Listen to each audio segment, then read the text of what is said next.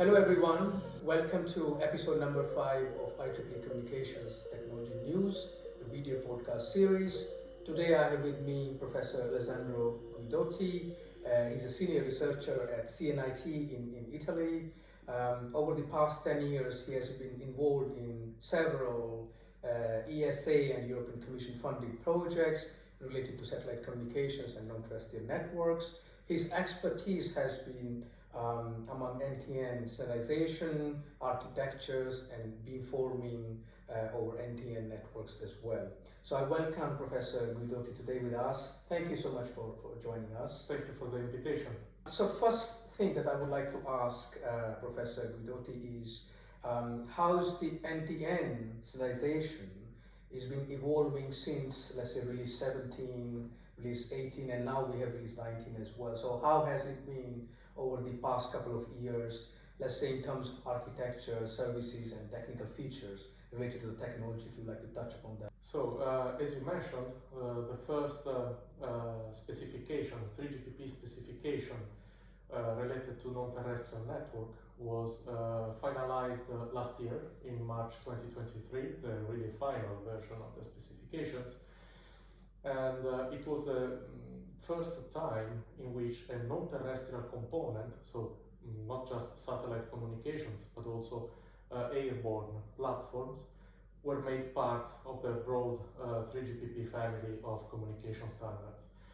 That was a huge achievement, we can say, because if we think at 4G or even past generations, what happened was that the standard was defined for terrestrial communications within 3GPP, Right. And then there were tentatives, sometimes successful, of letting satellite communications interwork with terrestrial communications. In that case, mainly we had backhauling, maybe solutions, or some roaming services with very specific user terminals. This completely changed with release 17, because this time we have an integration between a terrestrial and the non-terrestrial component. Integration means that, the 5G standard or new radio standard in 3GPP terminology was already defined in its first versions. Then the satellite and terrestrial industry stakeholders made a huge effort to include the non-terrestrial component with a twofold benefit, I would say, from the 3GPP. So from the global perspective, we now really have the means to achieve global connectivity, Right. also in remote and rural areas. Right. And for the satellite industry, it's very important as well, because they can now exploit market of scale to reduce the costs in deployment and manufacturing everything. So this standard, as I was mentioning, is related to integration of NTN in 5G. That means that we have a set of specifications optimized for terrestrial communications. Then the satellite industry came into play, and the NTN component was integrated, trying to minimize as much as possible the impact on the specifications that were optimized for terrestrial communications. So it was a huge achievement, but we still have a lot of work to be done to achieve what can be expected in 6G, that is a unification of the terrestrial and non-terrestrial components. From a technical perspective, in release 17, the NTN component basically involves transparent payloads, spaceborne or airborne, so even including lower altitudes and high altitude platforms. So transparent payloads, which means the satellite is basically acting as a repeater in space. So it down converts or up converts frequencies, some filtering, amplification, and that's it. Then all of the protocols and interfaces of the 5G communication shall transparently flow between the end users and the GNOD, which shall be located on ground somewhere. So this is what we are talking about, like a couple of years ago. Exactly, that's release 17. Release 17, yeah. And the operations are defined for frequency range 1, so below 6 GHz, in particular S-band. And the target devices are handheld terminals. User terminals that should be able to connect directly to the satellite. Yeah. Probably this type of terminal was addressed also for market reasons. There was a study, an ESA study, in which at the end we saw that the market trends highlight that this direct-to-device connectivity will be the major revenue source for industries and satellite network operators. We are talking about something that cumulative from 2021 to 2031 should be approximately in the order of $90 billion, which is more than half of the total Satcom revenue. So it's a very important service for the satellite players. So the release 17 required a lot of adjustments to the specifications, as I mentioned. For instance, extending timers for the random access procedures and uplink synchronization, because clearly with satellites in particular, when you move to higher orbits, you have much larger latencies. So definitely not those that you have in terrestrial communications. You also have to deal, when you talk about non-geosynchronous orbits, with Doppler shift, which already in S-band can be significant. And for instance, one of the modifications was to allow, thanks to the user estimating its position with global navigation satellite systems, to allow the network to precompensate for part of the Doppler and time delays. So that's one of the key features that seems to allow uplink synchronization and initial access in 5G NTN. But as of today, we still do not have anything flying with those specifications on board, with those technologies and air interfaces on board. Interesting. So that will actually be the last check. So you mean that we are in like early stages of the technology? Yes. I mean, from implementation deployment perspective. Yes, there are some partnerships and constellation plans, planned launches for direct-to-the-device and IoT services via NTN. Sometimes they are, a few geo satellites, mainly the focus is on LEO, as everything in Satcom right now. Most of them focus on either proprietary solutions for the technology, communication technology, or on pre-release 17. Some of them are starting to put release 17 specifications on board. So I mean, you see now that NTN has really come back. So we talked about it in 3G, 4G, but it was never really implemented, or even in 5G, let's say. We do see some early sort of applications like emergency SOS services. Let's say Apple was doing that, or some other Huawei or Qualcomm was also trying to do that with Iridium satellites, or Apple with Global Star satellites as well. We see also that SpaceX is really taking a lot of interest into satellite-based connectivity, let's say. So they have launched about 4,000, even a big number of LEO satellites, right? So do you think that the future looks a bit more bright than what it was in previous standards, right? That we were always talking about this technology will take place, and we will have direct access to your smartphone, through a satellite link, not just emergency sort of SOS services, even beyond that. Some people are also talking about CubeSats, just very small sort of satellites to sort of be implemented. So what do you think about, let's say, the future prospects of these? So we have talked about what has been the sort of past and up to this point, but what do you think about sort of future aspects, especially in terms of 6G? So how the technology trends will come across when we have, let's say, 6G on board, in 2030 or somewhere around that time. That's a very interesting question.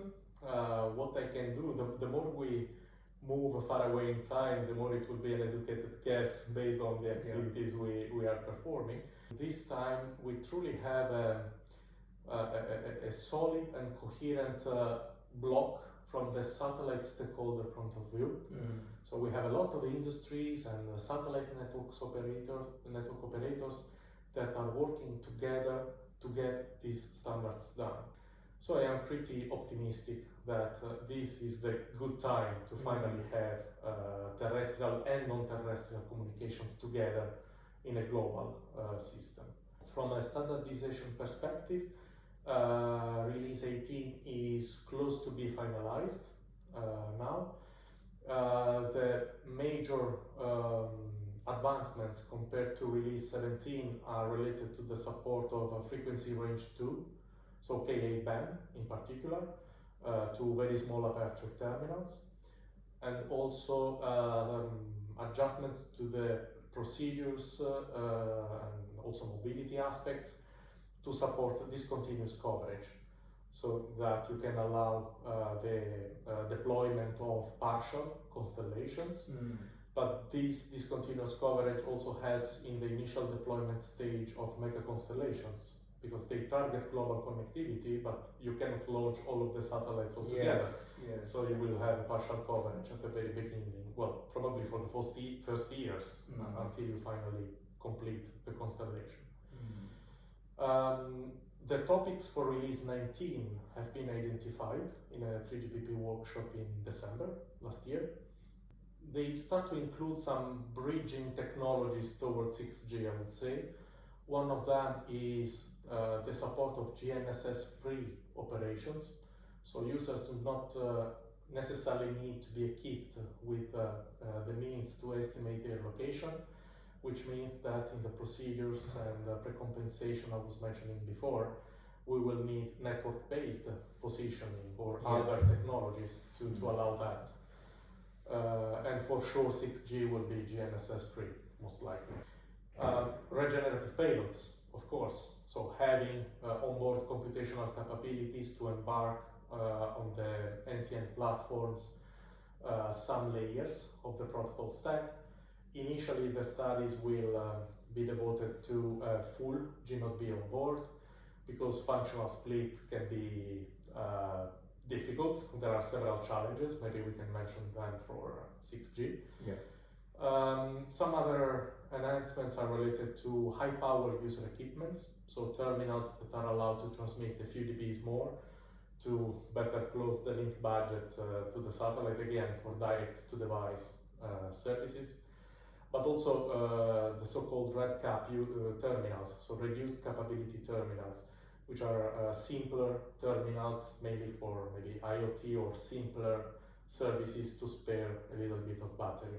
Just continuing on that, I have a quick question. So basically, when you discuss about, let's say, the band sub 6 GHz that has been actually in use for our current applications, or even the early study items are focusing maybe on these frequencies. I mean, you see in 6G we are moving towards more centimeter waves, so from 7 to 15 gigahertz to kind of enable for your phone to kind of have some sort of terabits per second sort of speed to massive MIMO sort of technology and so on.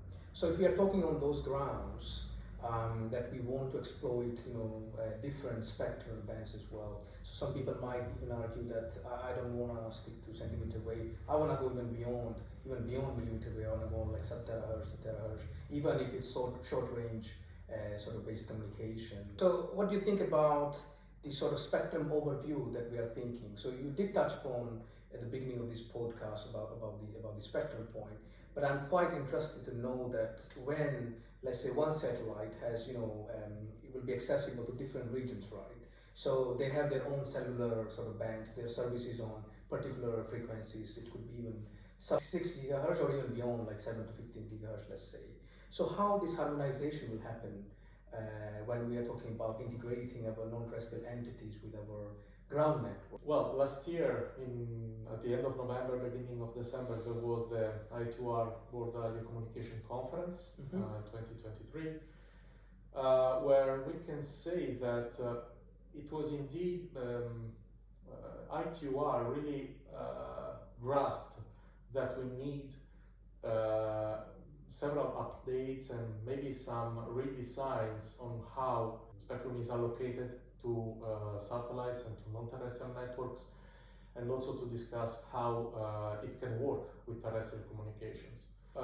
In particular, there were some new spectrum allocations for mobile satellite services to actually allow direct-to-device connectivity to the end users, but also L-band and S-band, so below 2.7 gigahertz, and allocations to the so-called high-altitude platforms as IMT base stations, which is HIBS in ITUR.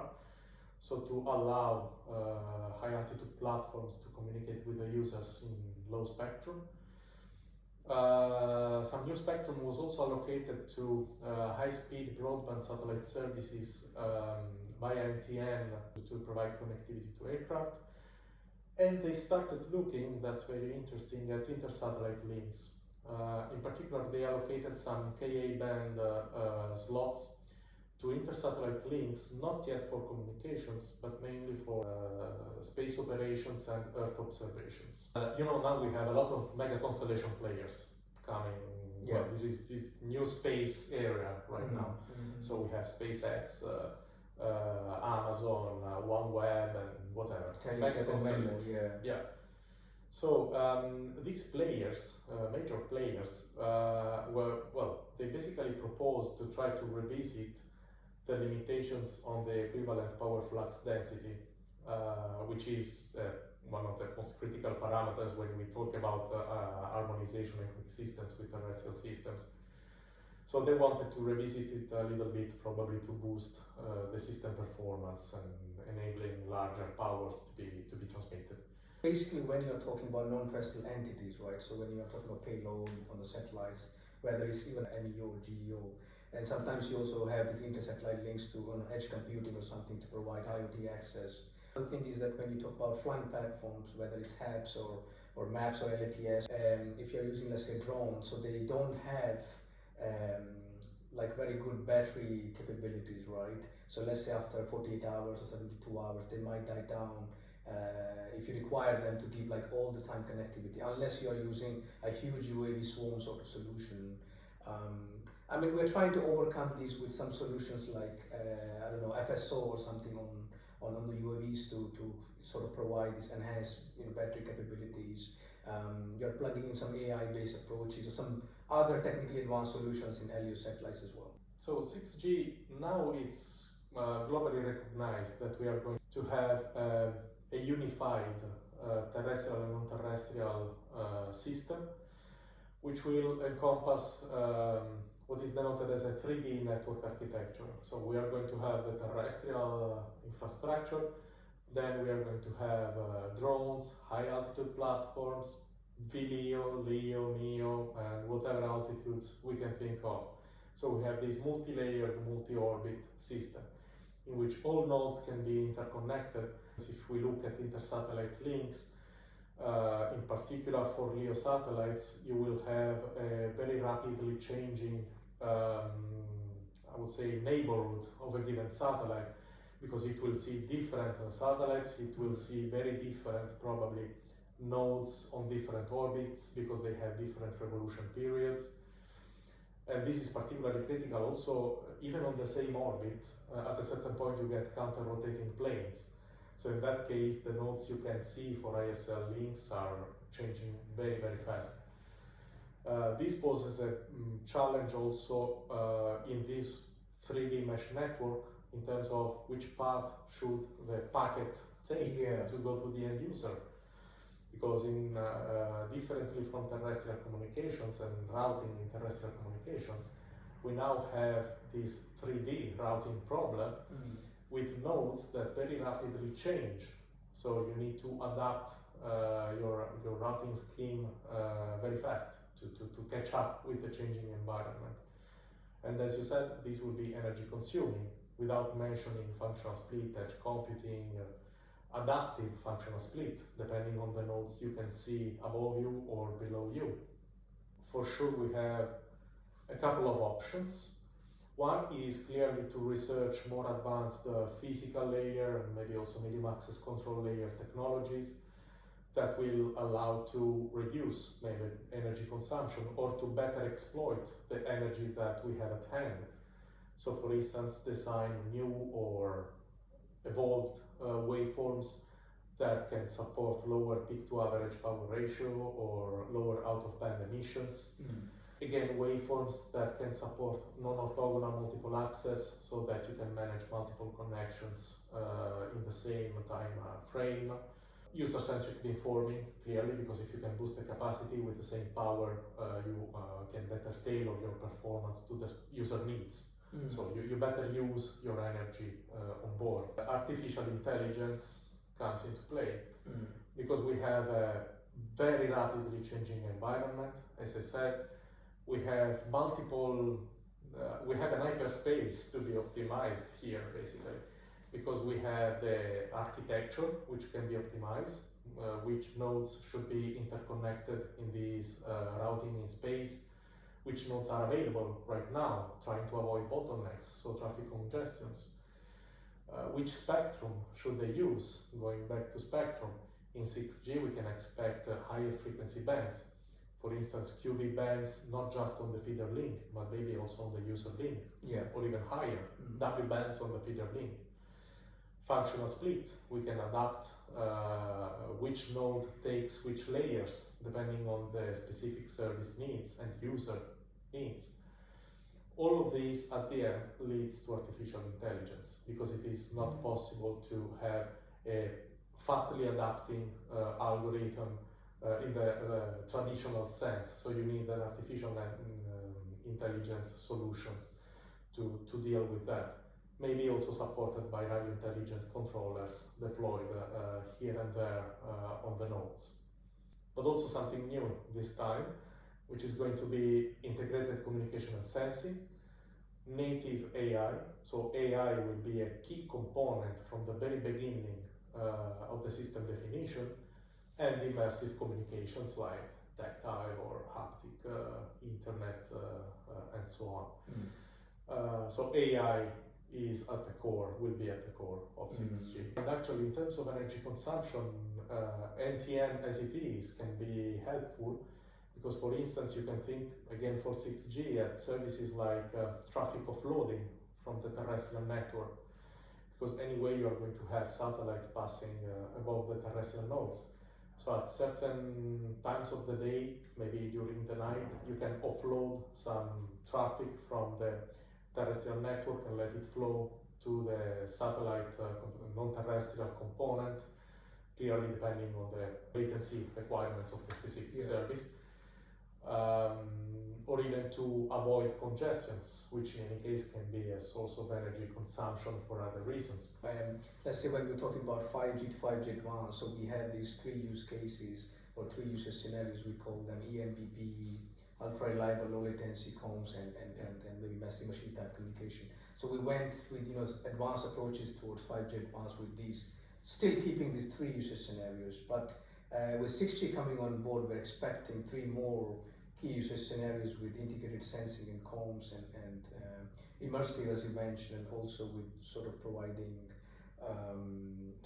AI based or integrating AI for wireless or wireless for AI, or kind of play around with AI sort of approaches as well. Maybe we combine these technologies with NTN. So for example, if you want to sense an object, let's say somewhere in a disaster affected area or somewhere in a public safety sort of scenario that you require to do both sensing and communication, you can use the satellite access, or like even your drones, you can send your swarm of your UAVs and stuff.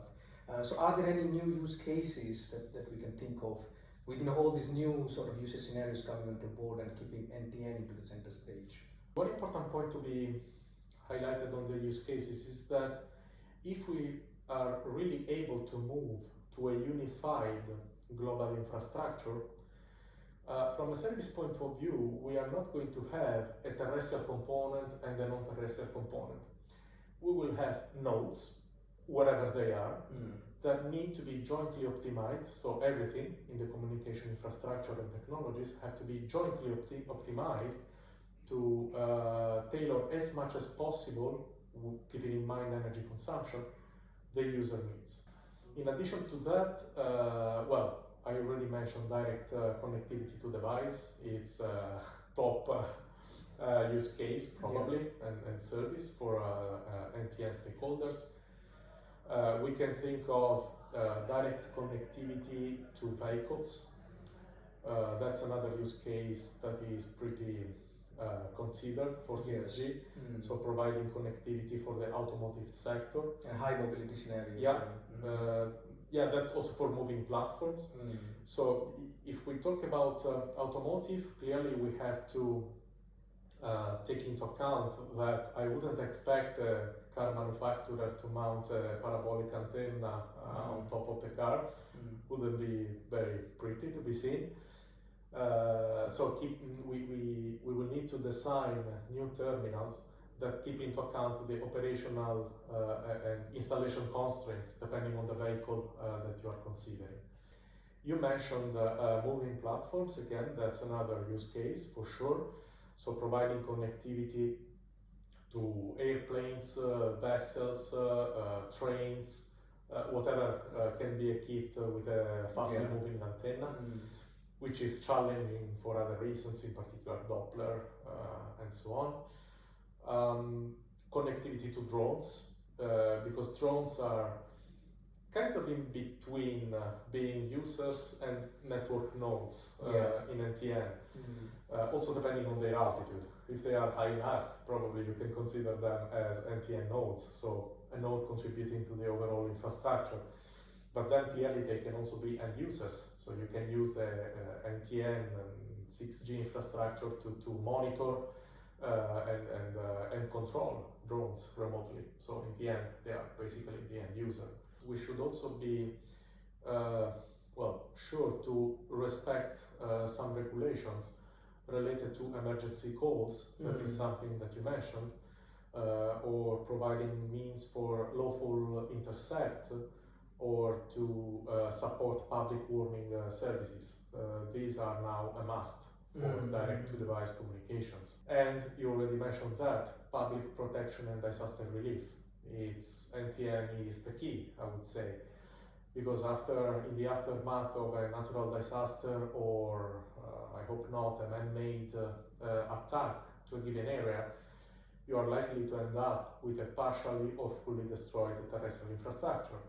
So having the possibility to just let the first responders go into the disaster area, maybe launch a couple of drones which are then like flying base station sort of thing.